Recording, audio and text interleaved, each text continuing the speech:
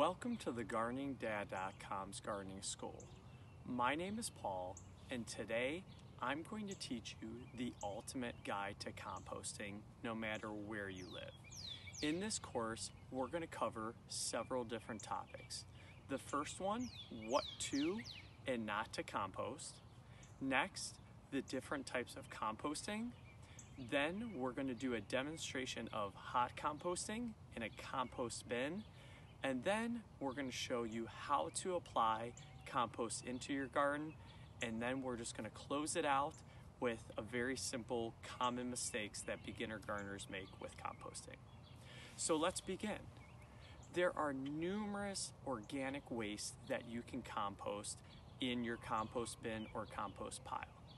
Some of the most popular types of waste that you can compost include eggshells, banana peels, coffee grounds, broccoli, grass, so grass shavings that do not have fertilizer on it, and either wood shavings or branches that are not diseased or do not have fungus on it. There are also numerous things that you should not compost. This includes pet droppings, tea bags, anything with pesticides on it, anything with herbicides on it, any type of meat, even onions.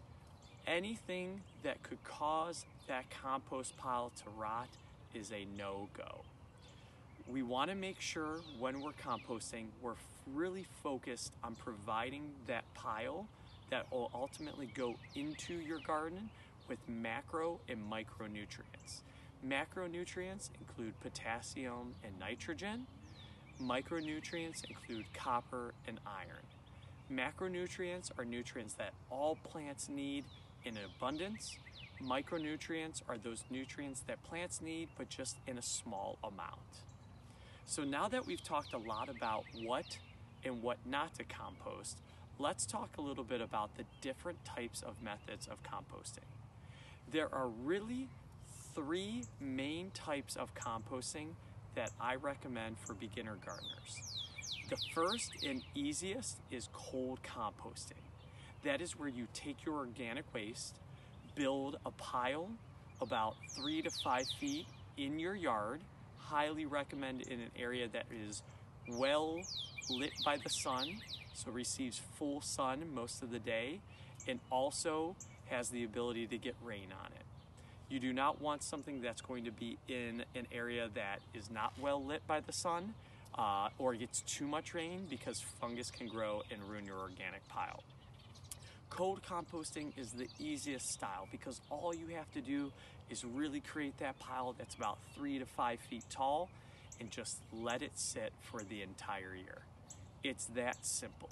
Over an entire year's period, that compost is going to break down and form some really, really good soil and material that you can apply into your garden. The pros about this, it's simple, it's cheap, it's effective.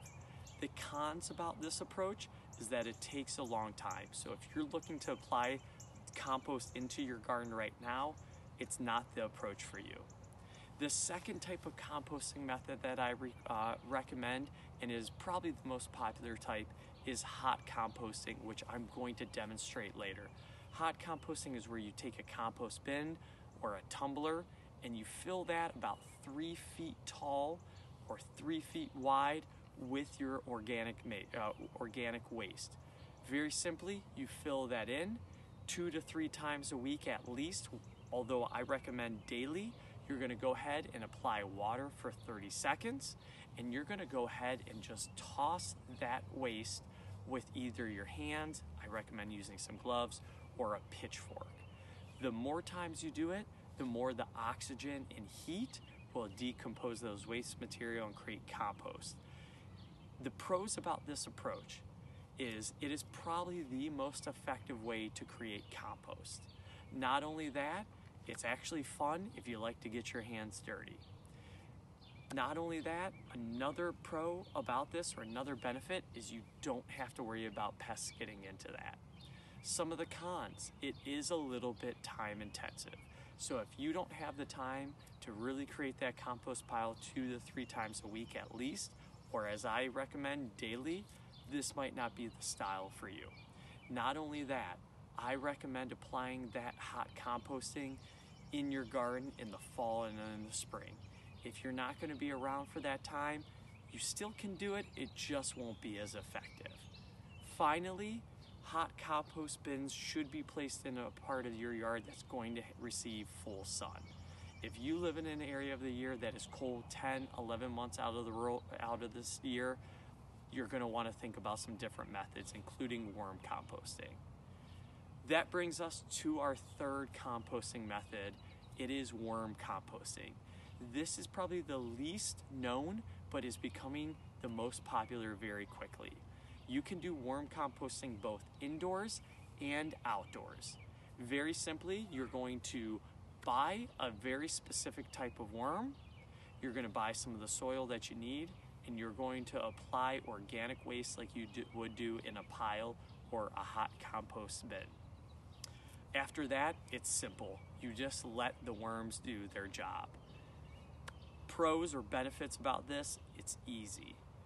You don't have to do anything but throw your waste in. Another benefit is you can keep this compost bin in your house, in your garage, and the good news is it's not going to stink. One of the cons, if you don't like worms or that makes you squirmish, this is probably not the method for you. Not only that, but worm composting is one of the most expensive forms of composting, and if you are a beginner, there is some trial and error and you may have to buy numerous bags of worms. So we've talked a little bit about what to compost. We also have talked about what macro and micronutrients are. Not only that, we've started talking about the 3 different types of composting. You should at this point have all the information you need to start composting. But now the question is, how do I actually perform this? I am about to show you a demonstration in this next clip of actually how to compost in 30 seconds.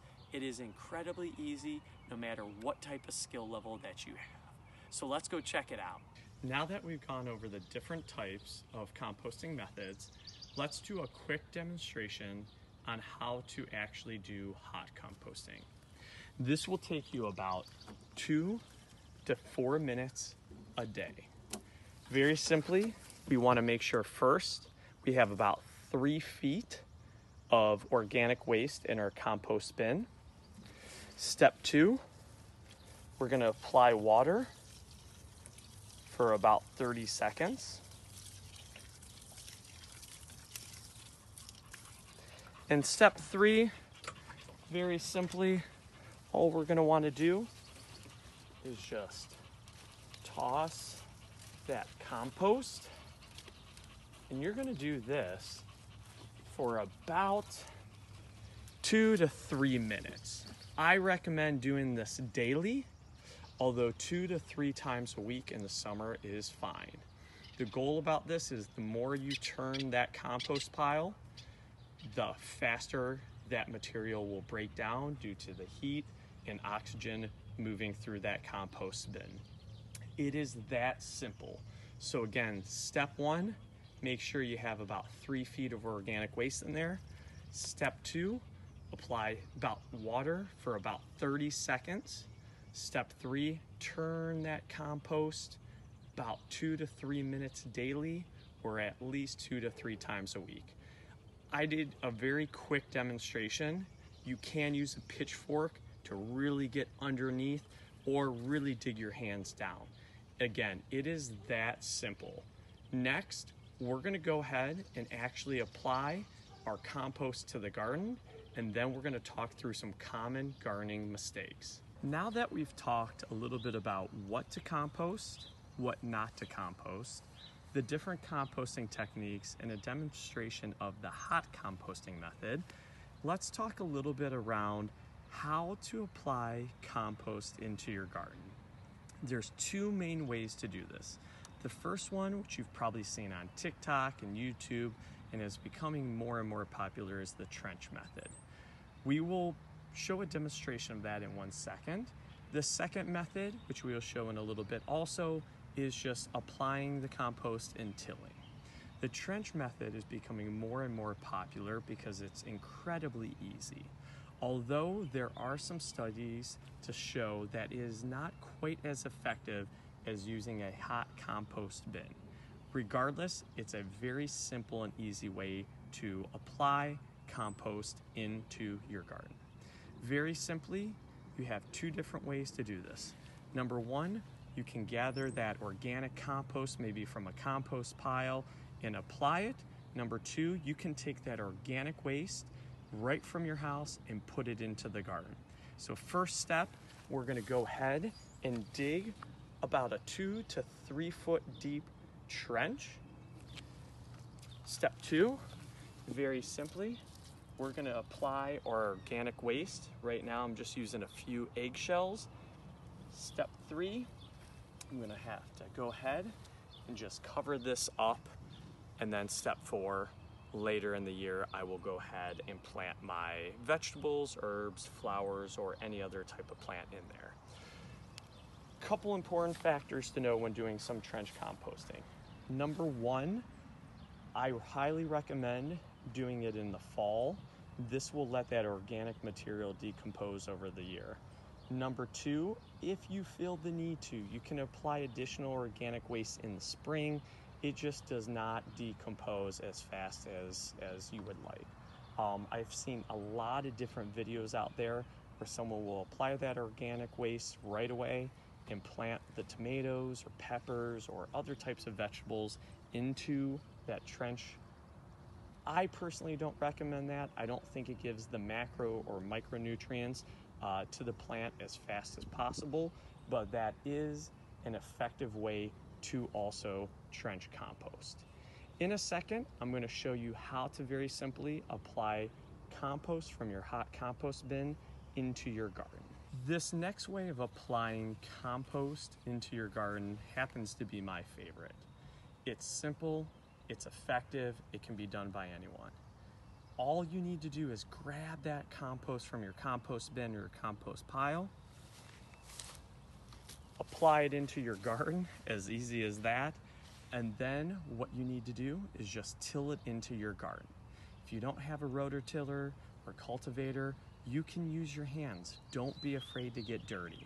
This is a very simple and effective way to do it. I highly recommend applying compost in the fall and late spring after the ground has thawed out before planting your plants. So apply that compost in the fall, till it up. In the spring, go ahead, apply that compost again, till it up, and then you should be ready to go ahead and actually plant your plants in early summer. Again, my recommendation, apply that compost 2 to 3 times a year, giving your plants the macro and micronutrients that it needs. Now that I've shown you how to hot compost and how to apply compost to your garden, let's talk about common mistakes that beginner gardeners make when composting. There are several simple mistakes that gardeners make when composting that can easily be avoided. The first mistake that a lot of beginner gardeners make is that they throw anything and everything into their compost pile. Again, I highly recommend watching this video and reading my articles, The Ultimate Guide on Composting and Winter Composting, to learn what to and what not to compost. The second common mistake that gardeners make when composting is they place their pile or their bin in not an effective part of their yard. They'll place it under a tree that doesn't receive sunlight, in an area of their yard that's damp and fungus can grow, or in a part of their yard that pests or other animals can get into. Again, I highly recommend putting that pile or compost bin in an area in your yard that receives full sun, is protected from pests and other animals, but also will receive rain that's going to allow it to, again, help decompose with the heat and the oxygen. Another common mistake that gardeners make when composting is just not knowing exactly what to do, so they don't do anything at all. Again, like any other gardening method, this is very simple. You cannot do anything wrong. And if you do make a mistake, it's probably not going to cost you too much time or money, and you can start over. If you follow this video and you follow my articles, I guarantee you will not run into a mistake. Again, very simply, all you have to do is act. So let's talk about one or two more common mistakes that gardeners make when composting. Another mistake that gardeners make when composting is not choosing the proper way to integrate it into their garden. Either they'll place the compost in the garden right in summer when it's too late, or they'll place it in winter when it's just the ground's hard and it can't decompose.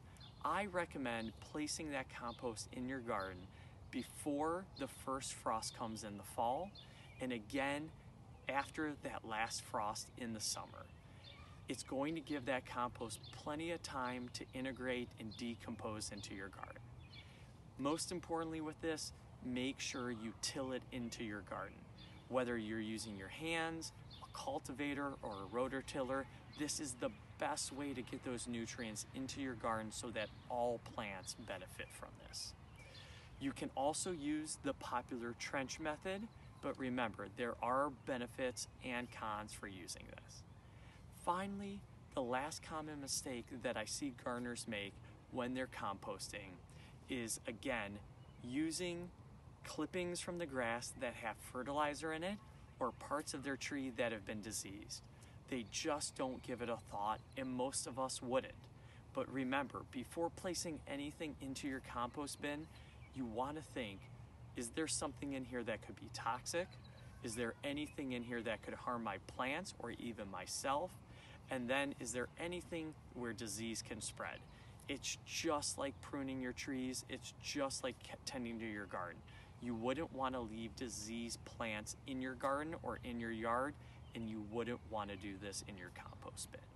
These are just several of the common mistakes that gardeners make when composting. If you want to learn more about the common mistakes or the most effective ways to compost, check out my article, Ultimate Guide to Composting, and again, How to Compost in the Winter. Those are two separate articles that are going to give you all the information that you need. I appreciate you watching this video. Please like, subscribe, check me out at thegardeningdad.com, and stay tuned for my next course. Thank you and have a great day.